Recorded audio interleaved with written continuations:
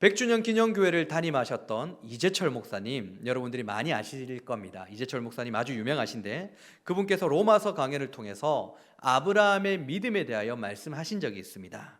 로마서 4장 18절입니다. 아브라함이 바랄 수 없는 중에 바라고 믿었으니 이는 네 후손이 이 같으리라 하신 말씀대로 많은 민족의 조상이 되게 하려 하심이라. 여러분, 아브라함이 바랄 수 없는 중에 바라고 믿었다라고 설명하고 있습니다. 바랄 수 없는 중에, 즉 바라지 못하는 상황이었다라는 거예요. 그는 바랄 수 없는 환경을 가지고 있었다라는 것을 말하고 있습니다. 성경을 보니까 그는 더 이상 나이가 많아서 자녀를 출산할 수 없는, 즉 죽은 자와 같은 상태였다라고 성경은 증언하고 있죠. 그럼에도 불구하고 그가 바라고 믿었다라는 것은 그에게 꿈이 있었다라는 것입니다. 그런데 그 꿈은 이 아브라함의 생각과 아브라함 자기 자신의 마음에서 나온 그 꿈이 아니라 하나님께서 아브라함에게 주신 꿈이었다라는 것입니다. 하나님께서 아브라함을 통해서 이루실 꿈이었대요. 우리는 이것을 비전이라고 부르는 것입니다. 그러므로 성도들은, 그러니까 저와 여러분들의 비전은 자신의 야망이나 꿈과 구별되는 분명한 이유가 있는 것입니다. 왜냐하면 성도의 비전이란 하나님께서 주신, 하나님께서 이루실 꿈이기 때문입니다. 하나님은 하나님의 백성인 저와 여러분들에게 꿈을 가지고 계십니다. 그리고 그 꿈을 이루기를 원하시고 계시죠. 우리를 통해 이루실 하나님의 그 꿈, 우리는 이것을 비전이라고 하는 것입니다. 지난 시간 삼손의 이야기를 통해서 하나님은 우리를 통해서 하나님의 꿈을 하나님께서 이루어 나가신다라는 것을 나누게 되었습니다. 삼손이 태어나기도 전에 삼손의 어머니 마노아의 아내에게 수태고지를 하시며 이 아이에게 하나님께서 꿈을 가지고 계신데 이 꿈을 이루게 될 것이다라고 말씀하시는 거예요. 하나님의 꿈이 어떤 것이었죠? 삼손을 통해 이루실 하나님의 꿈, 13장 5절입니다. 그가 블레셋 사람들의 손에서 이스라엘을 구원하기 시작하지라. 하나님이 삼손을 통해서 이루실 하나님의 꿈, 즉 삼손의 비전이라는 것은 바로 이스라엘을 압제하고 있는 블레셋으로부터 이스라엘을 구원하는 것입니다. 이게 바로 삼손의 비전이었다라는 거예요. 여러분은 어떠세요? 여러분들 통해서 하나님께서 이루실 그 꿈은 무엇입니까? 여러분의 비전은 무엇이냐 말입니까? 얼마 전이었습니다. 얼마 전에 아내가 제게 어릴 적 장래 희망이 무엇이었는가라고 물어본 적이 있습니다. 그리고 곰곰이 생각해 봤어요. 제가 초등학교 1학년 때 담임 선생님께 이렇게 장래 희망이라고 적어낸 것이 무엇일까 곰곰이 생각해 봤는데 너무나도 선명하게 떠올랐습니다. 제가 그때 뭘 적어냈을까요? 여러분, 놀랍게도 저는 초등학교 1학년 나이인데 놀랍게도 저는 장래 희망에 회사원이라고 적었습니다. 친구들은 판사, 검사, 대통령, 장군, 엄청나게 높은 사람들 그런 것을 장래 희망으로 적었는데 저는 그냥 회사원이라고 적었어요. 사실 제가 여러 번 말씀드렸지만 저는 초등학교 1학년 때 저희 어머니께서 할아버지 할머니 집에 저를 버려두고 가셨습니다. 그리고 그때부터 눈칫밥을 먹기 시작했기 때문에, 그리고 너무나도 가난한 형편이었기 때문에 언제나 눈치를 볼 수밖에 없는 상황이었어요. 제가 여기에 딱 붙어 있어야 되니까. 그래서 학교에서 여러 가지 준비물이 필요하다 하더라도 준비물이 필요하다는 말을 하지 못했습니다. 어차피 말해도 돈 없다라는 말이 돌아오기 뻔하기 때문에. 그래서 준비물을 준비하지 못해서 혼났던 적이 너무 많아요. 이 초등학교 1학년 나이에 제가 이러한 상황들과 환경들을 경험하다 보니까 나의 장래 희망이 그렇게 화려하고 엄청나게 큰 그런 꿈이 아니었더라고요. 그냥 회사원이었어요. 왜냐하면 친하게 지내는 친구들 집에 놀러 가면 그 아이들은 부모님이 계시잖아요. 아버지를 보니까, 그 어머니를 보니까, 그런데 아버지가 다 회사원처럼 보였어요.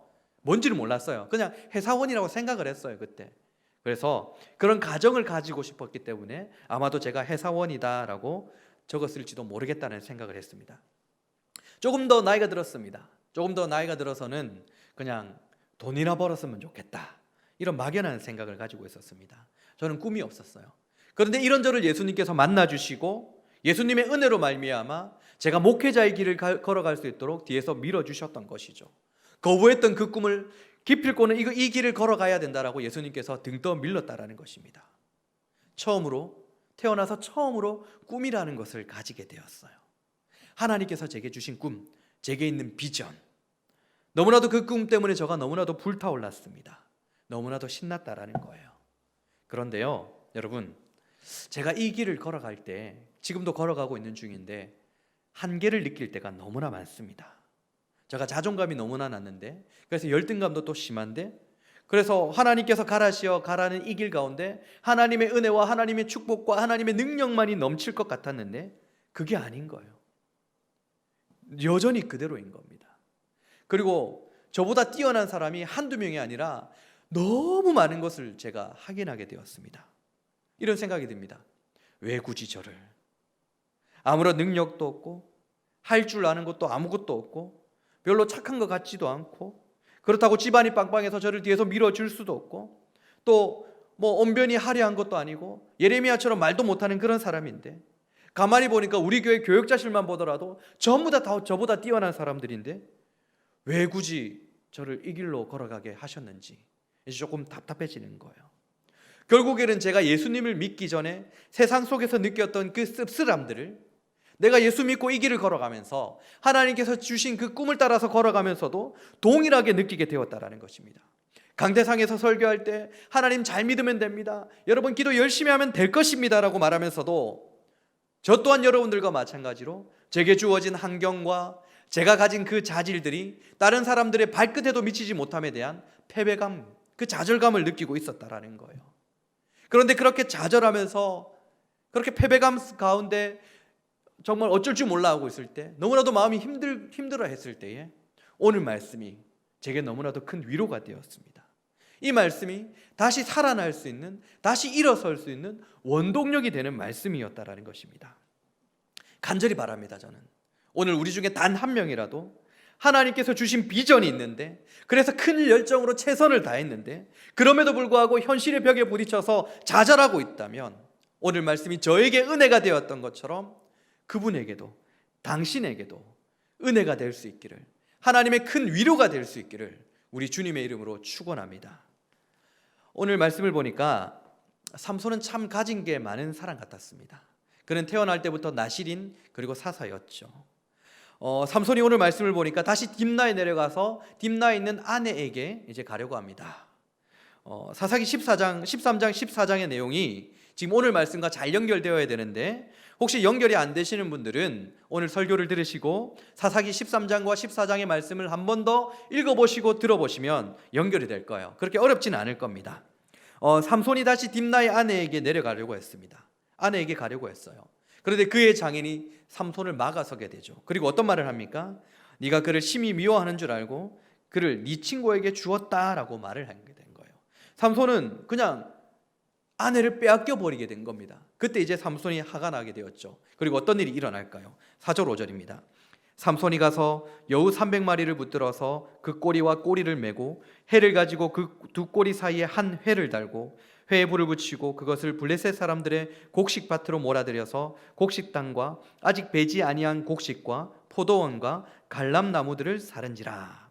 삼손은 자신이 가진 힘으로 여우 300마리를 잡았습니다. 그리고는 둘씩 짝지어서 꼬리와 꼬리를 묶게 되었고 그 꼬리에 또 회를, 즉 등불을 묶었다라고 합니다. 그리고 등불에 불을 붙이게 되었고, 그리고는 이제 블레셋 사람들이 이제 얻을 수 있는 곡식밭으로 몰아들여서 추수도 하지 않았는데 그들이 소출을 얻을 수 있는 농가 밭과 그리고 가수원의 그 여우들을 이제 보냈다 버린 것입니다.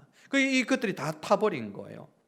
블레셋 사람들이 이러한 모습을 보니까 너무 화가 나서 어떻게 이런 일이 일어났는가 알아보니까 삼손이 이 일을 해냈대요. 그리고 이 원인이 무엇이냐, 삼손이 왜 이런 일을 했느냐 했으니까 삼손의 장인과 그 여인 때문이라는 것을 알게 되어서 그 장인과 여인을, 삼손의 아내를 불태워버리는 일이 발생한 겁니다. 이때 이 일을 알고 삼손이 다시 블레셋 사람들에게 화가 나는 거죠. 지금 블레셋 사람들과 삼손 사이에 하라는 분노라는 티키타카가 지금 이루어지고 있는 거예요. 다시 화가 난 삼손이 어떤 일을 하게 되는 것입니까? 블레셋 사람들의 정강이와 넓적다리를 쳐서 죽였다라고 되어 있다라는 것입니다. 그리고 이러한 삼손의 행동에 블레셋 사람들이 분노하여서 이제는 삼손을 잡기 위해서 많은 사람들이 이제 몰려 올라가게 됩니다. 레이라는 곳에 진을 치는데 그 레이에 블레셋 사람들이 가득 차 있다라고 말하는 거죠. 유다 사람들은 이 블레셋 사람들이, 자신을 다스리고 있는 블레셋 사람들이 올라온 것을 보고 너무나 무서웠던 것 봅니다. 그래서 왜 이런 일이 일어나는가 알게 되었고, 유다 사람들이 오히려 자신들의 사사인 삼손을 갖다 바치려고 해요. 유다 사람들이 삼손을 잡으려고 했다라는 것입니다. 그때 유다 사람들이 삼손을 잡으려고 했을 때 몇 명이 갔을까요? 11절입니다. 유다 사람 3,000명이. 여러분, 삼손을 잡기 위해서 유다 사람들이 3,000명이나 동원이 되었습니다. 단 한 명을 잡기 위해서 몇 명이 동원되었다고요? 3,000명이 동원되었다라는 것입니다. 여러분, 이것으로 우리가 알 수 있는 게 있어요. 삼손은 정말로 굉장한 사람이라는 것입니다. 가진 게 너무나도 많은 사람이라는 거예요. 그는 태어날 때부터 이스라엘을 구원할 사사로, 그리고 나시린으로 택함을 받은 사람입니다. 15장 20절의 말씀을 보니까 이미 이스라엘 사람들도 이 삼손이 자신들을 구원할 사사임을 그들도 알고 있었던 것 같습니다. 이것은 그가 태어날 때부터 이스라엘 사람들이 우러러봤던 사람이어라는 것입니다. 뿐만 아니라 엄청난 힘을 가진 사람이었죠. 그러니까 엄청난 힘을 가졌는데 그는 또한 하나님께서 택하신 사사였고, 하나님께서 그에게 주신 사명, 즉 꿈이 있는 사람, 비전이 있는 사람이었다라는 것입니다. 그리고 모든 사람이 우러러보는 금수저, 다이아몬드 수저를 가진 사람이었다라는 거예요. 엄청난 조건, 완벽한 조건을 가지고 있었던 사람이었던 것입니다. 자, 이 삼손을 잘 와닿지 않으니까 지금 이 시대의 목회자로 한번 바꿔볼까요? 그는 태어날 때부터 하나님의 말씀을 전할 목회자로 구별되었습니다. 어릴 적부터 모든 사람들이 삼손을 보면서 이는 하나님의 말씀을 가감없이 전할 사람이다라고 인정하고 그를 우러러보기 시작한 거예요. 삼손이 한마디 할 때마다 하나님의 음성으로 받아들여졌던 것입니다. 엄청난 달란트와 엄청난 은사, 모든 것을 가진 완벽한 사람, 퍼펙트맨이었던 것이죠. 그런 삼손이 지금 목회자 일을 한 겁니다. 그런 삼손이 지금 하나님께서 삼손을 통하여 하시려는 일, 블레셋을 치려 하는 그 일을 이 삼손이 했던 겁니다. 오늘 말씀으로 보면 여우 300마리로 블레셋에 타격을 입히고 또한 크게 죽이는 일을 했는데, 이 모든 것들이 하나님의 계획이었는데 그가 이러한 일들을 하고 그가 간 곳이 어디였을까요? 아주 중요한 구절입니다. 사사기 15장 8절. 사사기 15장 8절 함께 한번 읽어보도록 하겠습니다. 여러분, 제가 다 들린다고 했습니다. 가정에서 읽어도. 자, 함께 읽습니다. 시작. 블레셋 사람들의 정강이와 넓적 다리를 크게 쳐서 죽이고 내려가서 에담 바위 틈에 머물렀더라. 아멘. 제가 지난번 설교를 하며 삼손 이야기에서 그들의 신앙의 상태를 설명해 주는 단어가 있다라고 했죠. 어떤 단어였습니까? 내려가다라는 단어였습니다. 14장에 보면 계속해서 내려가다, 딥나로 내려가다, 딥나로 내려가다, 여인에게 내려가다, 이런 말들이 등장하는데, 이 내려가다라는 말은 그들 이스라엘 신앙의 상태, 즉 신앙이 바닥을 치고 있는 상태를 표현해 주는 단어라고 했죠. 그런데 어김없이 오늘도 크게 쳐서 죽이고 내려가서라고 말씀하고 있는 것입니다. 이 삼손의 신앙이 지금 바닥을 치고 있는 거예요. 삼손은 지금 블레셋을 쳤습니다. 그것은 하나님의 일이었습니다. 그런데 그가 내려갔대요. 그런데 내려간 것만 문제가 되는 게 아니에요. 그가 내려가서 어디에 있었다고 말합니까? 에담 바위.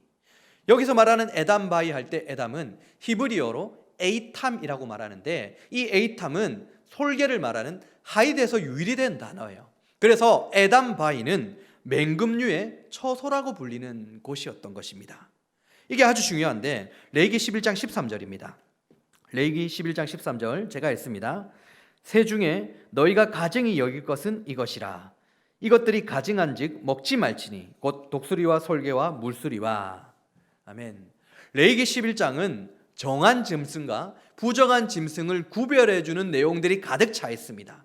이스라엘 백성들이 절대로 가까이 해서는 안 되는 부정한 짐승이 무엇인지 가르쳐 주고 있는 말씀이죠. 그런데 방금 읽었던 13절의 말씀을 보니까 맹금류를 가증히 여길 것이라고 하나님께서 분명히 말씀하고 계시죠. 그런데 지금 삼손이 있는 곳이 어디라고요? 에담 바위. 맹금류가 맹금류의 처소라는 것입니다. 가진 게 많았던 삼손, 달란트가 많았던 삼손, 은사가 많았던 삼손, 모든 사람들이 부러워하고 우러러봤던 그 삼손, 금수저, 다이아몬드 수저였던 그 삼손의 결국은 지금 부정한 것들이 가득 차 있는 에담 바위였다라는 거예요. 여러분, 지금 삼손에게 어떤 일이 일어나서 이렇게 되어버린 것입니까? 너무나도 정말 가진 것이 많았는데, 너무나도 부러운 인생이었는데, 달란트가 많고 은사가 많았는데, 그것으로 하나님의 일, 블레셋을 치는 일을 했는데 왜 그가 영적 침체를 상징하고 있는 에담 바위에 가게 된 것이냐 말입니까? 그 이유가 무엇일까요? 여러분, 사사기 14장의 내용을 보면 삼손이 무언가를 행했을 때 늘 여호와의 영이 임했다라는 표현이 등장하고 있습니다. 그런데 오늘 15장을 보니까 여우 300마리 사건과 블레셋 사람들의 정강이와 넓적다리를 쳐서 죽인 그 일에는 여호와의 영이 임했다는 표현을 전혀 볼 수가 없는 것입니다. 삼손은 결국 하나님의 일, 하나님의 비전, 하나님께서 주신 그 일을 하고 있었음에도 불구하고 자신이 가진 그 힘을 의지하고 있었기에 그의 결국은 에담바이, 즉 영적 침체였던 것입니다. 이 영적 침체의 결정적인 장면인 것이죠. 여러분, 이 이야기가 우리에게 주는 교훈이 어떤 것이겠습니까? 우리가 하나님의 비전이라 부르며 행하는 모든 일들이 성령님을 의지하지 않고 자신이 가진 힘으로 하려고 했을 때에 이러한 영적인 침체를 경험할 수 있다는 것을 우리에게 가르쳐 주시고 계시는 거예요.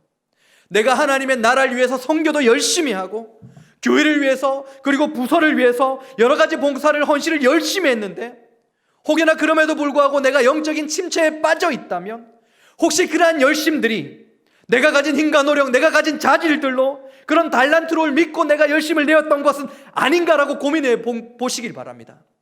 정말 내가 성령님을 의지하고 성령님의 은혜를 구하며 그렇게 열심을 다했는지, 아니면 나의 은사, 나의 자질로 열심을 다했는지 스스로 한번 돌이켜보기를 간절히 바란다는 것입니다. 이를 어떻게 알 수 있는지 아세요? 여러분, 내가 가진 힘으로 열심히 했다, 나의 달란트로 나의 자질로 내가 열심히 했다, 하나님께 성령의 도우심을 구하지 않고 내 힘으로 다 열심히 노력했다, 그 결국이 무엇인지 아십니까? 섭섭해집니다. 왜 나를 못 알아주니까? 내가 열심히 했으니까 내가 인정받아야 되는 거예요. 내가 노력했으니까 내가 인정받아 줘야 되는 거예요. 그런데 아무도 알아주지 않는다? 그러면 섭섭한 거예요. 그게 영적인 침체의 시작인 것입니다. 여러분들은 어떠세요? 하나님의 일을 했을 때에 정말 하나님께서 주신 그 꿈이 있었을 것입니다. 그 비전이 있었을 것입니다. 열정적으로 열심히 했는데 혹여나 이 삼손처럼 에담바위에 있는 것은 아닙니까? 오늘 또다시 한 가지 더 교훈을 주는 것이 있습니다. 그것은 아무리 가진 달란트가 많다 하더라도 성령님을 의지하지 않으면 그 열심의 결국은 에담바위라고 했죠. 그것을 우리가 바꾸어서 생각해 봅시다. 반대로 생각하면 내가 아무런 가진 것이 없어도, 나를 뒤에서 받쳐줄 집안이 없다 하더라도, 내가 좀 착한 것 같지도 않고 성격도 좀 까칠하고 덤벙덤벙대고 능력도 없고 자존감이 낮아도, 정말 스스로 생각하기에도 아무 쓸모되기 없는 그런 사람이라 할지라도 놀라운 하나님의 일을 할 수 있는 방법이 있다라는 거예요. 그게 뭡니까? 성령님을 의지하여서. 자, 여러분 잘 보십시다. 그렇게 잘 나가던 삼손, 두려울 것이 없고 거칠 것이 없고 많은 것을 가졌던 삼손, 그가 있는 곳이 어디라고요? 에담바위. 정확하게 말하자면 에담바위 틈입니다. 틈. 구멍이에요. 구멍에 숨어 있는 겁니다. 이처럼 성령님을 의지하지 않는 일들은 두려운 일인 것입니다. 삼손은 자신이 한 일이 두려워서 이제 에담바위 틈에, 그 구멍에 숨어버리기까지 한 것입니다. 유다 사람 3,000명이 삼손을 잡으러 왔을 때 삼손에게 어떤 일이 일어났을까요? 12절과 13절입니다. 그들이 삼손에게 이르되 우리가 너를 결박하여 블레셋 사람의 손에 넘겨주려고 내려왔노라 하니, 삼손이 그들에게 이르되 너희가 나를 치지 아니하겠다고 내게 맹세하라 하매, 그들이 삼손에게 말하여 이르되 아니라 우리가 다만 너를 단단히 결박하여 그들의 손에 넘겨줄 뿐이요 우리가 결탄코 너를 죽이지 아니하리라 하고 세 밧줄로 결박하고 바위 틈에서 그를 끌어내리라. 아멘.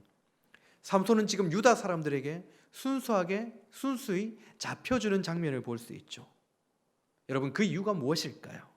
3절에서 그 이유를 알 수 있는데 15장 3절 말씀도 보겠습니다. 삼손이 그들에게 이르되 이번에 내가 블레셋 사람들을 해할지라도 그들에게 대하여 내가 허물이 없을 것이니라 하고. 아멘. 삼손은 지금 자신이 하고 있는 이러한 일들은 블레셋 사람들에게도 정당하다라는 것입니다. 당시 이 고대 근동에서는 눈에는 눈, 이에는 이라는 동해 보상법이 다 이제 일반적이었어요. 삼손은 3절에서 밝히고 있는 것처럼 자신의 행위가 정당하다라는 것을 그들의 법을 통해서, 블레셋 사람들의 법을 통해서 판결받기를 원했다라는 것입니다. 이대로 가만히 있다가는 3천 명이 몰려왔기 때문에 동족의 손에서 어찌 될지 모르니까 이 삼손이 이제는 블레셋으로 가는 게 더 낫겠다라고 판단을 한 것 같아요. 가진 것이 많았습니다. 두려운 게 없었습니다. 그런데 지금 삼손의 모습은 어때 보입니까?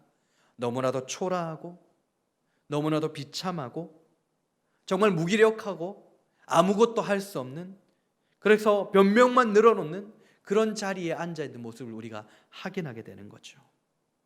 가진 것이 많은 삼손이었지만 지금 이 순간만큼은 삼손은 아무것도 가진 것이 없는, 저처럼 쓸모되기 없는 그런 사람처럼 보이기 시작하는 거예요. 백도 없고 능력도 없는 연약한 사람. 여러분, 블레셋을 치는 것은 누구의 계획이었다고요? 하나님의 계획이었습니다.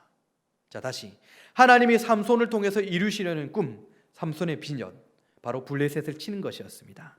지난 시간에도 읽었지만 14장 4절의 말씀 보도록 하겠습니다. 그때의 블레셋 사람이 이스라엘을 다스린 까닭에 삼손이 틈을 타서 블레셋 사람들을 치려 함이었으나 그의 부모는 이 일이 여호와께로부터 나온 것인 줄을 알지 못하였더라. 제가 히브리 원어로 보면 이 문장에서는 삼손이란 단어가 등장하지 않는다고 했죠. 이 모든 일들은 블레셋을 치려 하신 하나님의 계획이었다라는 것입니다. 그러므로 어떤 일이 일어납니까? 유다 사람들이 삼손을 포박하여 블레셋에게 넘기려고 했을 때 어떤 일이 일어나죠? 오늘 본문 말씀 14장 14절 15절입니다.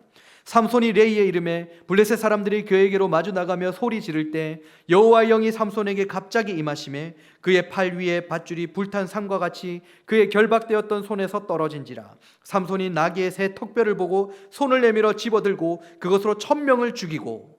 자, 드디어 여호와의 영이 임했다라고 말씀하고 있는 거예요. 성령이 삼손에게 임하자 무기력하고 모든 것을 포기한 것처럼 보였던 그 삼손이, 그저 변명만 늘어놓았던 그 삼손은 블레셋을 크게 물리쳐서 이겨버리게 된다라는 것입니다.